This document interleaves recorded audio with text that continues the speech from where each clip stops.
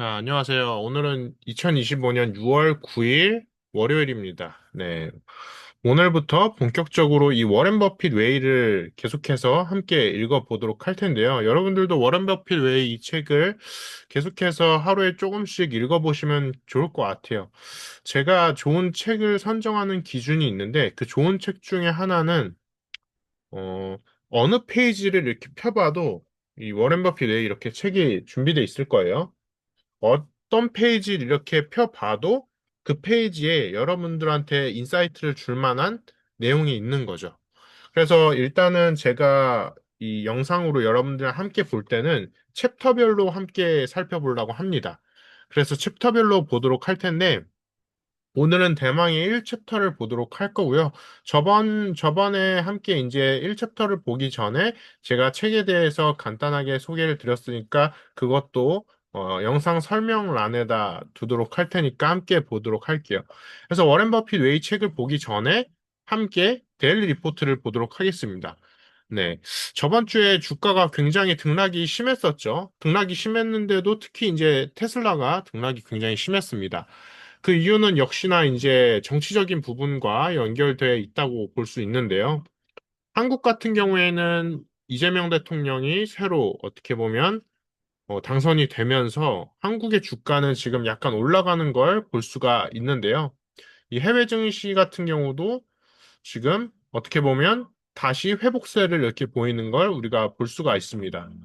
그 다음에 국내 증시도 보도록 해보면 코스피가 오랜만에, 정말 오랜만에 2,800을 넘었고 지금 2,900까지 가려고 하는 것 같아요. 그래서 과연 코스피도 갈 수 있을지 우리가 한번 주목해 볼 만할 것 같고요. 저 같은 경우에는 이제 국내 증시를 대부분 이제 털어내고 있는데, 그럼에도 이제 한국이라는 데 제가 속해 있고, 그 다음에 한국에서 계속해서 활동을 하고 있다 보니까 한국에 있는 전체적인 증시도 올라가야지 어떻게 보면 한국 경제도 잘 동작을 할 거라고 생각을 하고 있기 때문에 한국 경제도 계속해서 살펴보도록 하겠습니다. 그 다음에 해외 증시 같은 경우도 이렇게 6천을 오랜만에 다시 한번 회복을 했는데요. 함께 살펴보도록 할게요. 그래서 저번 주 금요일이죠. 저번 주 금요일 종가로 마무리했는데요. 주가를 보도록 해보면 엔비디아 같은 경우에는 이렇게 141달러.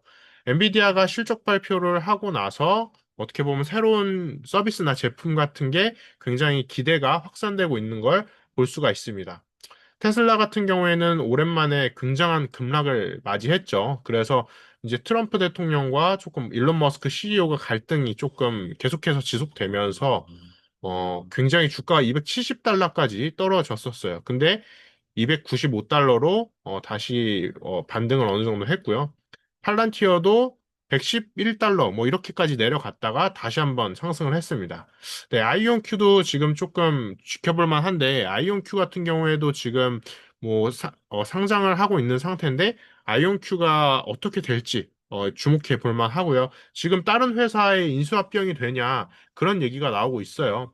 그래서 인수합병이 되게 되면은 물론 아이온큐한테 긍정적인 부분도 있겠지만 안 좋은 부분도 있을 수 있기 때문에 아이온큐에 대해서는 잠시 홀드하고 살펴보심이 좋을 것 같습니다. 네, 구글 같은 경우가 지금 AI가 굉장히 제품이 잘 나오고 있어요. 그래서 사람들이 기대감이 높아지고 있고, 그래서 160달러에서 넘어서서 173달러까지 올라가게 됐습니다. 네, 잠시. 네.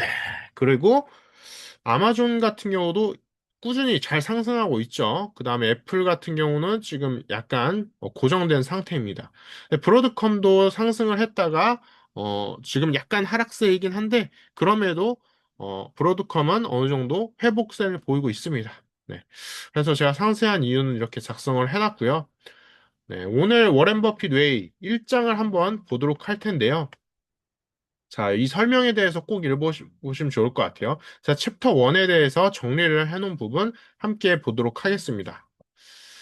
네, 그래서 지금 보이시는, 제가 키노트를 마련을 해봤는데요. 키노트를 통해서 함께 보도록 할게요.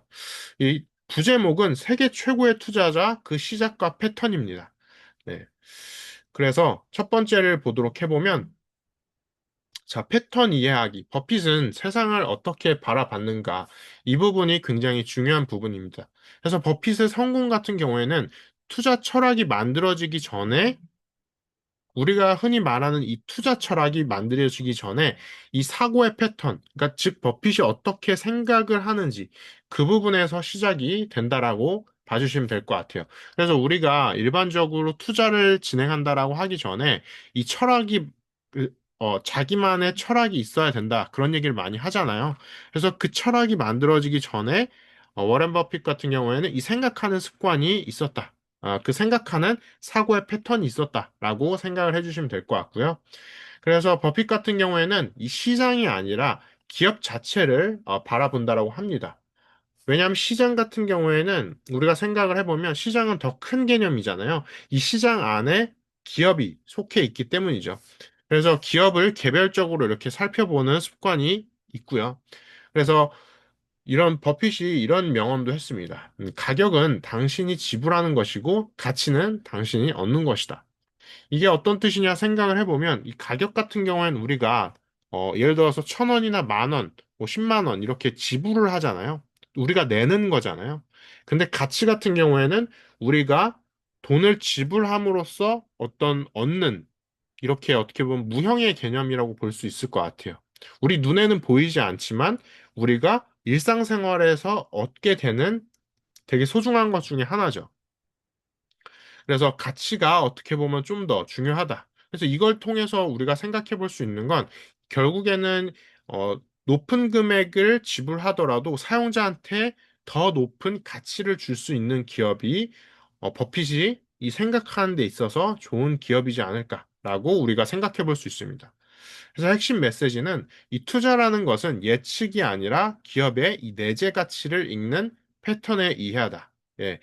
결국에는 우리가 예측을 하려다가 투자가 굉장히 망가지는 부분이 많잖아요. 예를 들어서 뭐 애플이라는 기업은 2026년에 더 뭐 주가가 250달러가 넘어갈 것이다. 뭐 이런 식으로 예측을 하는 사람도 있을 텐데 그 예측에는 수많은 근거들이 있을 거예요. 네. 근데 그 근거들이 다 맞기란 어렵죠. 그 근거를 다 맞췄다라고 하면은 그 어떻게 보면 뭐 애널리스트라든가 분석하는 사람들은 굉장히 돈을 많이 벌었을 거예요. 근데 그런 상황은 사실 벌어지기란 굉장히 어렵죠.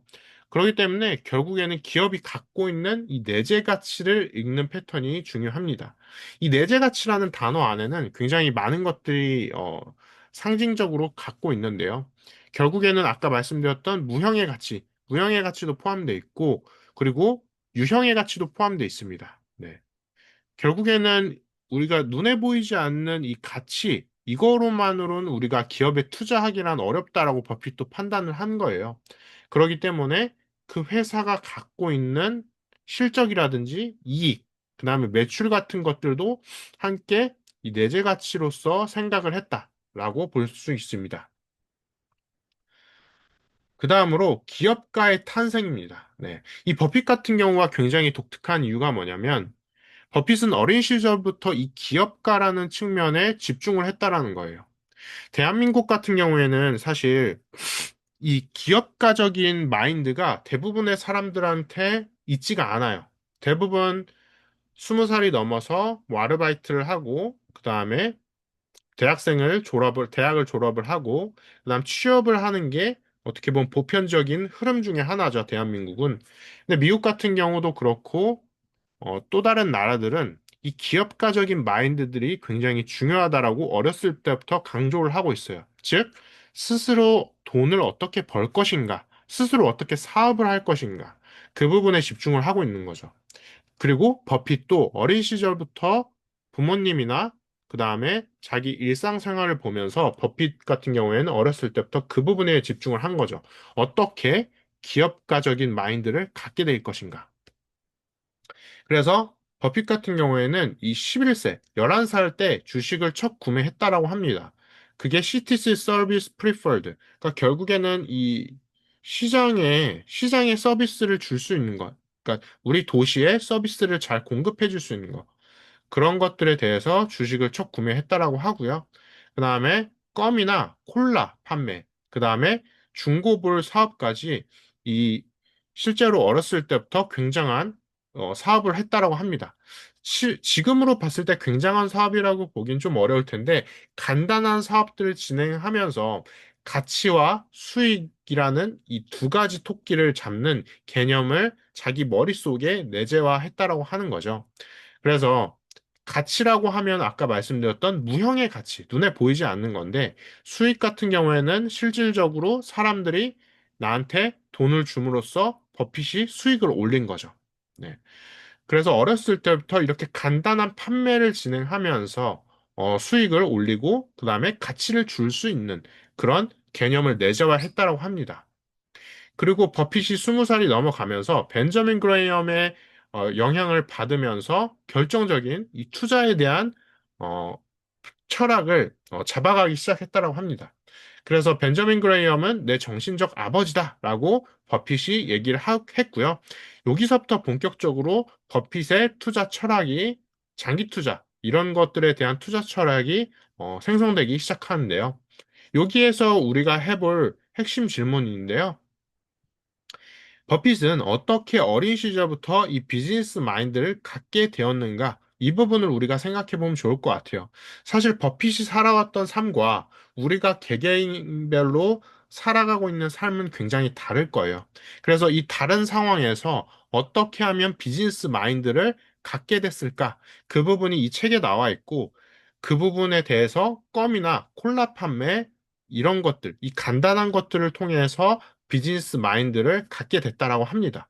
그리고 버핏 같은 경우에는 어렸을 때부터 이 시장 상황들을, 그러니까 그냥 주변을 굉장히 탐구하는 것들을 좋아했다라고 해요. 그러니까 단순히 공부하는 걸 넘어서서 주변 상황들이 어떻게 돌아가는지를 보면서 아, 이 사람들은 이런 걸 좋아하는구나. 지금 사람들이 좋아하는 건 어떤 거구나. 이런 것들을 많이 봤다라고 합니다. 그래서 우리가 집안에서 공부하는 거, 그러니까 대한민국 같은 경우에는 사실 집안에서 앉아서 공부하는 거를 굉장히 좋게 쳐주잖아요. 근데 이 비즈니스 마인드를 기르기 위해서는 현장에 대한 감각이 굉장히 중요합니다. 그래서 오프라인 공간으로 나가보는 거죠. 네. 온라인 공간, 지금 세계적으로 온라인 공간이 사실 굉장히 많이 잘 나가고 있어요. 그럼에도 불구하고 오프라인 공간은 무시할 수 없는 이 가치를 제공해 줄 수 있는 공간 중에 하나죠. 그래서 비즈니스 마인드를 어렸을 때부터 그리고 지금까지 계속해서 지속해오기 위해서는 이 오프라인에 대한 감각을 조금 우리가 생각해 봐야 된다. 그렇게 우리가 생각해 볼 수 있습니다. 정리해 볼 수 있습니다. 그 다음에 버핏이 리미티드 파트너십을 이렇게 맺었는데요. 네. 그러니까 1956년에 버핏 파트너십을 설립함으로써 100달러 단위로 돈을 모았다라고 해요. 그러니까 버핏 같은 경우에도 버크셔 해서웨이라고 지금 같은 경우에는 굉장히 큰 기업으로 돼 있는데 처음부터 그렇게 큰 기업을 세울 수는 없잖아요. 그렇기 때문에 1956년에 버핏 파트너십을 설립함으로써 100달러 단위로 돈을 조금씩 모았다라고 해요. 근데 여기에서 중요한 점은 연평균 수익률이 29.5%라는 경이로운 기록을 세웠다라고 합니다. 네. 근데 여기에는 엄격한 원칙이 있었다라고 하는데요. 굉장히 중요한 부분이죠. 드디어 나오기 시작합니다. 내가 이해 못하는 사업엔 투자하지 않는다. 네, 이 부분이 굉장히 중요한 부분이죠. 우리가 꼭 기억해야 될 것 같아요. 내가 이해 못하는 사업엔 투자하지 않는다. 근데 지금 대한민국도 뿐만 아니라 미국 같은 경우도 굉장히 투기성 투자가 이루어지고 있죠. 그 가장 큰 이유 중에 하나는 내가 이해 못하더라도 남들이 좋다라고 하는 사업에 무지성으로 막 투자를 하는 거죠. 돈이 막 모이는 거예요. 근데 그 회사가 갑자기 공중분해 될 수도 있죠. 대한민국에 굉장히 그런 많은 일이 일어났었죠. 근데 이거 내가 이해 못하는 사업에 투자하지 않는다. 이 원칙이 왜 적용돼야 되냐? 바로 이 리스크 관리를 위해서죠. 그래서 여기에서 말씀드리고 싶은 포인트는 복리의 힘, 즉 시간, 오랫동안 시간을 들인 기업, 그걸 기억을 해야 되고 요게 플러스로 철저한 리스크 관리. 그러니까 우리가 리스크를 관리해서 투자를 해야 된다라고 얘기하는데 여기에서 단순히 어떻게 리스크를 관리해야 되냐, 그렇게 질문하시는 분들이 있을 거예요. 근데 여기에서 말씀드리고 싶은 건 단순히 리스크를 관리하는 게 어렵다라는 게 아니라 애초에 투자를 시작할 때 내가 이해 못하는 사업에는 투자를 하지 않는 거죠. 그거 자체가 애초에 시작하는 것 자체가 리스크 관리를 염두에 두고 시작하는 거예요.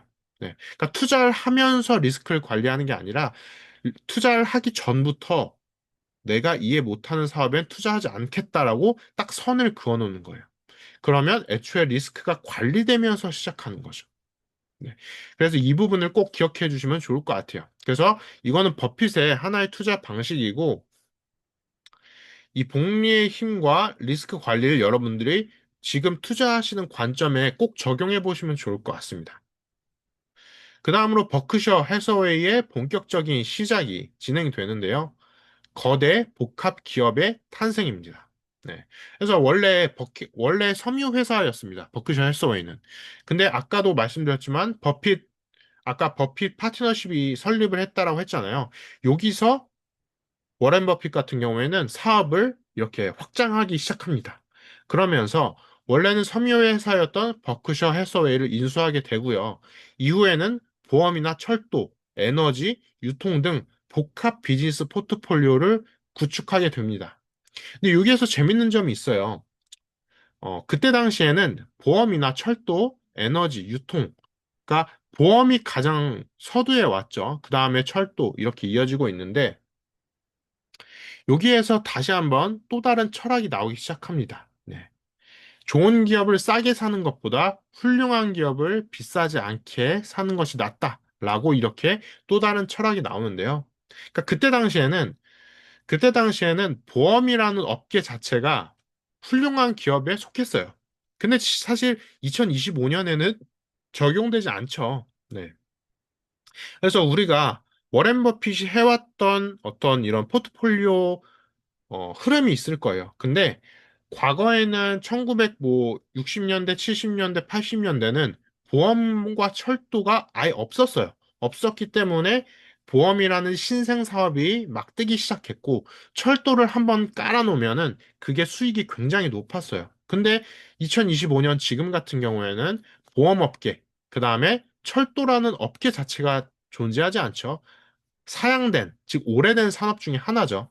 그렇기 때문에 2025년도에는 보험업계, 철도업계를 그대로 받아들이기보다도 이 과거의 보험업계가 왜 훌륭한 기업이었을지, 과거의 철도 산업이 왜 훌륭한 기업에 속했는지, 그거를 생각해 보면서, 그럼 지금 훌륭한 기업의 기준은 무엇일까? 지금 훌륭한 기업은 어떻게 골라야 될까? 그걸 우리가 생각해 봐야 될 것 같습니다.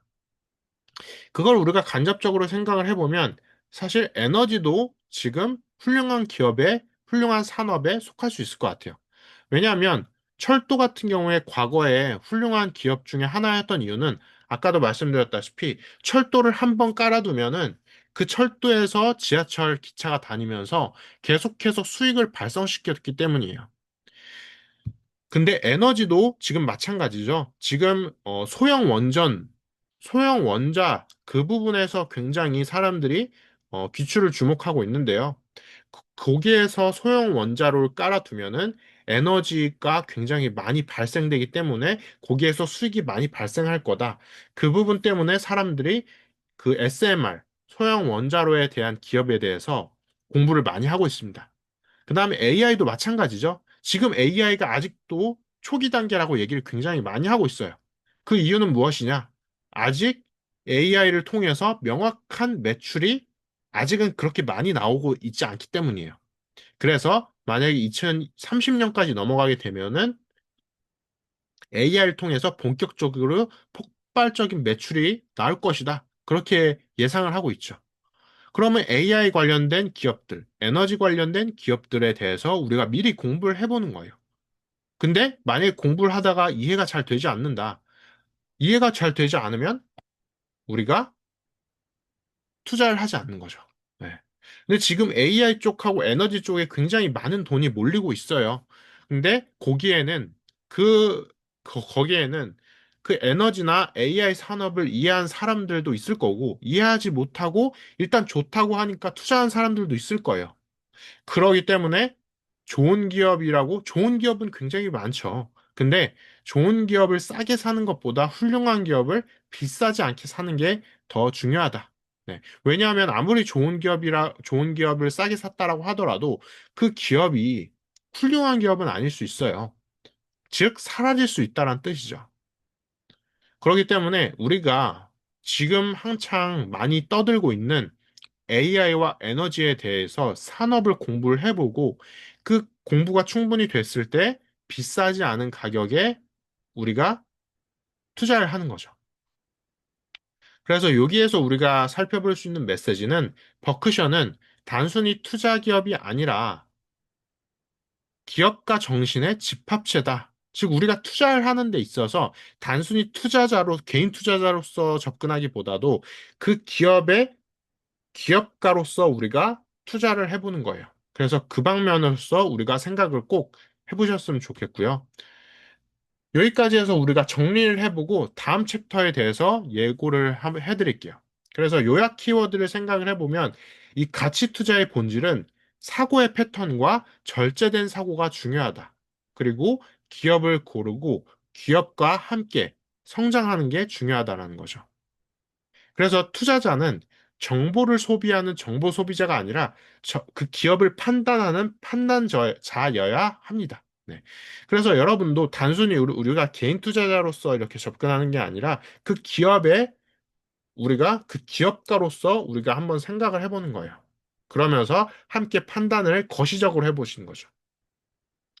다음 챕터에 대해서 예고를 드려보면 챕터 2에 대해서 우리가 공부를 함께 해볼 거고요. 워렌 버핏의 투자 수업이라는 굉장히 중요한 제목입니다. 네, 그래서 챕터 1에서는 우리가 워렌 버핏의 기본적인 본질, 가치 투자의 본질에 대해서 함께 살펴봤고요. 챕터 2에서는 그러면 본격적으로 워렌 버핏이 어떻게 투자를 진행했는지 함께 살펴보도록 하겠습니다. 그래서 마지막으로 챕터 1에 대해서 우리가 정리를 해보면 여러분의 투자 철학은 현재 무엇인지 한번 정리를 해보시면 좋을 것 같아요. 예를 들어서 나는 절대 잃지 않는 투자를 하겠다. 예를 들어서 나는 한 달에 100만 원 이상은 투자하지 않겠다. 이런 기본적인 투자 원칙에 대해서 투자 철학에 대해서 여러분들도 한번 오늘 정리를 해보시길 바랄게요. 그 다음으로 제가 이렇게 네 가지 중요한 문장에 대해서 이렇게 정리를 다시 한번 해드렸고요. 여러분들도 이 문장을 보시면서 여러분들이 만약에 투자 원칙이 없다, 나만의 투자 철학이 없다 해보시면은 이 문장을 보시면서 한번 여러분들만의 투자 철학을 정리해 보시는 것도 제가 추천드릴게요. 그럼 여기까지 해서 오늘은 워렌 버핏 웨이 책에 대해서 챕터 1에 대해서 함께 공부를 진행을 해봤습니다. 네, 다음 시간엔 챕터 2에 대해서 살펴보도록 하겠고요. 이렇게 해서 마무리하도록 하겠습니다. 네, 감사합니다.